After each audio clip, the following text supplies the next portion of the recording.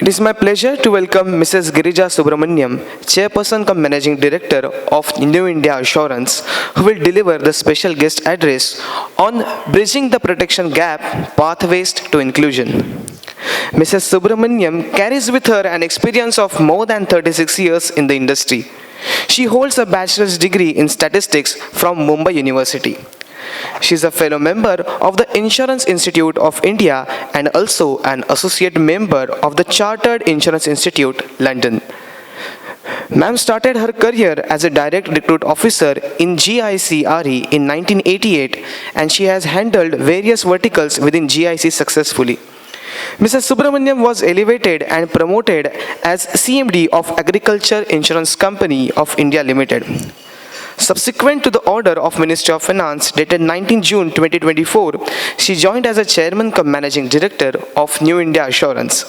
I now request Ma'am Girija Subramanian to please deliver the special address. Good afternoon, all dignitaries present here. And I'm really grateful to the Bombay Chamber of Commerce to have me here for this address. It is truly a pleasure to be here with so many leaders who understand risk, not just as spreadsheets and dashboards, but in the lives of people, in the resilience of businesses, and in the strength of our economy. I want to talk today about something that sits at the very heart of inclusive growth, national productivity, and household security. The protection gap, especially in non-life insurance. It is a phrase we often toss around in conferences and boardrooms, but the truth is, this gap is more than a data point or a percentage in an IRDA report.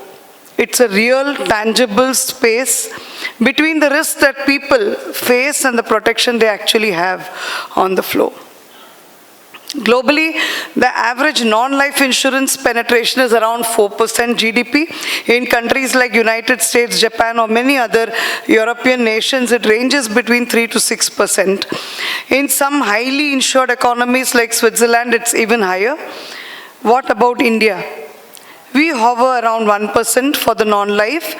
In a per capita income terms, the disparity is still stark. While developed markets measure their per-person non-life premiums in hundreds of US dollars annually, India's figure is more like the cost of a mid-range dinner in a metro city. In fact, there's a statistics that I would like to use. It makes the point so sharply. In some developed countries, annual pet insurance premiums per animal are higher than our per capita non-life premium for human beings. This should make us stop and think. And before we blame lack of awareness completely, let us be honest. It is not just that people don't know about insurance.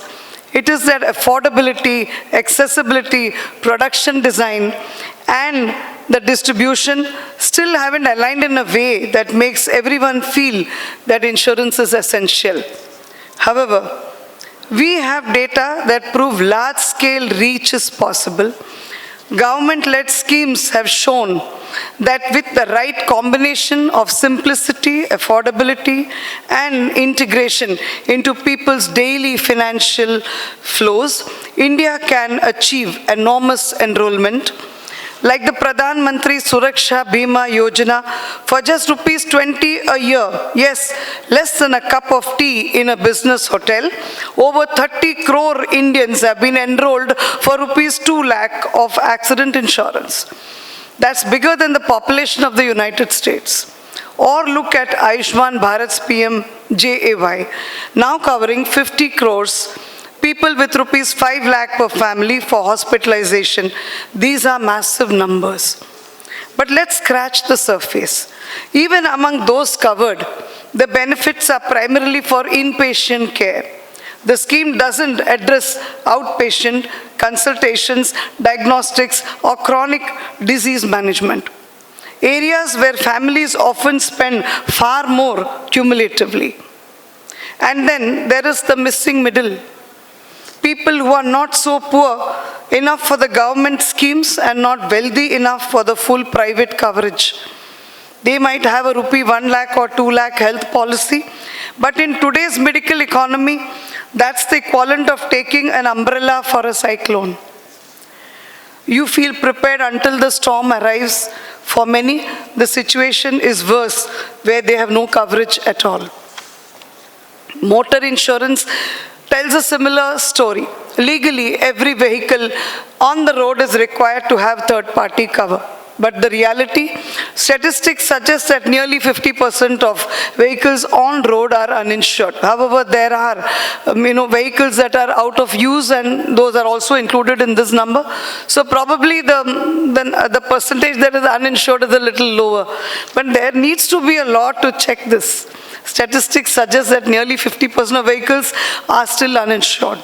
This means crores of bikes, cars and commercial vehicles are driving without basic financial responsibility for third-party injury or death. And when accidents happen, which they do every single day, victims often spend years in courts chasing compensation, while the uninsured driver may be facing liabilities that he can't possibly meet. It's a loss. It's a lose-lose situation for everyone, except maybe for the lawyers. Enforcement here needs more than polite reminders. We have the technology to integrate insurance verification with registration renewals, pollution under control certificates, and even fuel purchases. It's time to make non-compliance genuinely inconvenient. And when there are catastrophic events like cyclones, floods, earthquakes, every year these cause economic damage running into billions. But only a fraction, sometimes very much less than 20% of that loss is insured. The rest is absorbed by households, small businesses, and government relief funds. The government does step in, but disaster relief is often slow, partial, and rarely enough for full recovery. Meanwhile, the uninsured shopkeeper or farmer may never return to their pre-disaster income level, deepening the cycles of inequality. When we look at property and accident insurance, the irony becomes even more pointed. You can insure a modest home against fire for 15 years at rupees 500 or 1,000 a year. You can get rupees 5 lakh personal accident policy for rupees 100. That's less than a movie ticket with popcorn. And yet, the take-up is very poor. Why? Ask intermediaries and they'll tell you frankly, the commission on these products isn't worth the time. There's an old joke in the trade. Ask an agent to sell a rupees 200 accident cover, and he'll look at you as though you've asked him to personally deliver pani puri in Ladakh and bring back the empty plates. They'd rather invest their time selling higher value health insurance or motor own damage insurance policies. If the economics don't work for intermediaries, the answer is not to abandon the segment, but to rethink how we reach it. The obvious solution is digital direct-to-consumer methods and models. Think about it. People are already booking travel tickets, paying utility bills, ordering groceries, or even applying for passports online.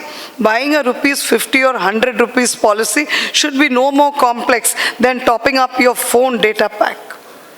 The digital rails are already there. What we need are products that can be understood in one sentence, brought in one tap, and claimed without 3 follow-up calls and a notarized affidavit.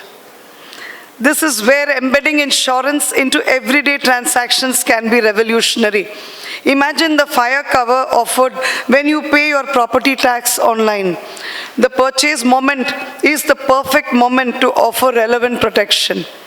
This is exactly the thinking behind the IRDAI's Bima Trinity vision, Bima Vistar, a comprehensive yet simple insurance product that bundles life, health, property, and accident cover in a modular way. Bima Vahak, a new cadre of trained, often woman-led, community-based insurance facilitators trusted in their local areas.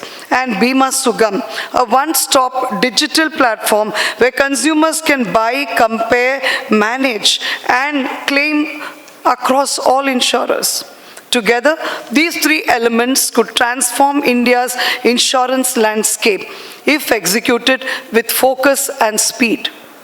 We are also seeing increased interest towards parametric insurance, a model with huge potential for agricultural, climate, and livelihood risks.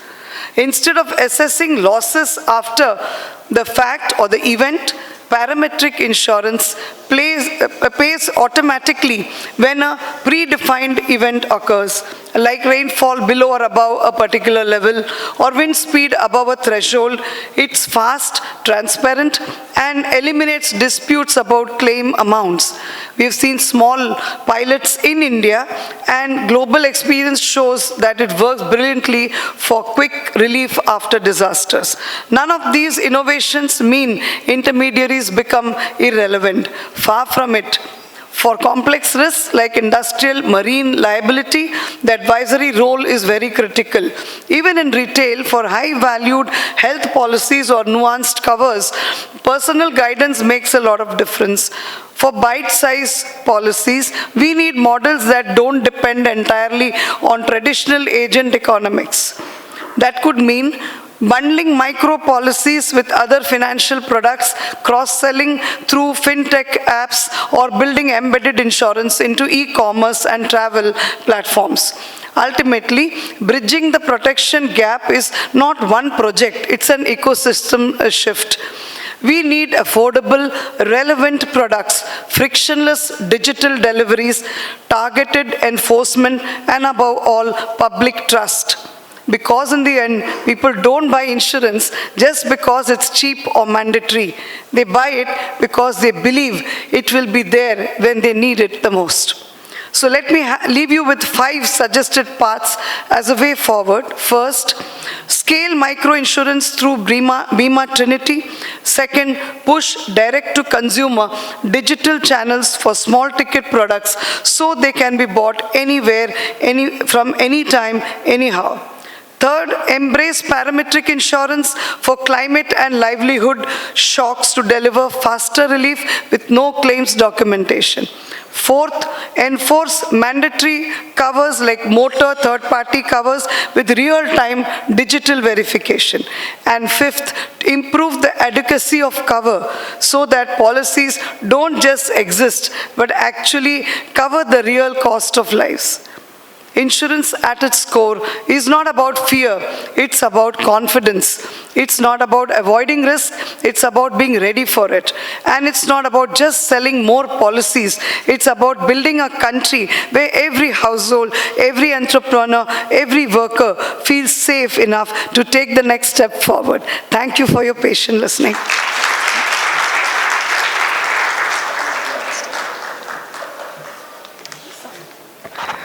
Thank you so much, ma'am, for such an illuminating address.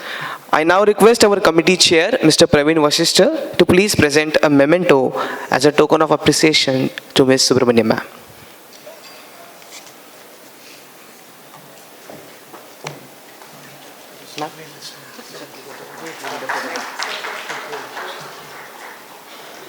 Please come in. Here.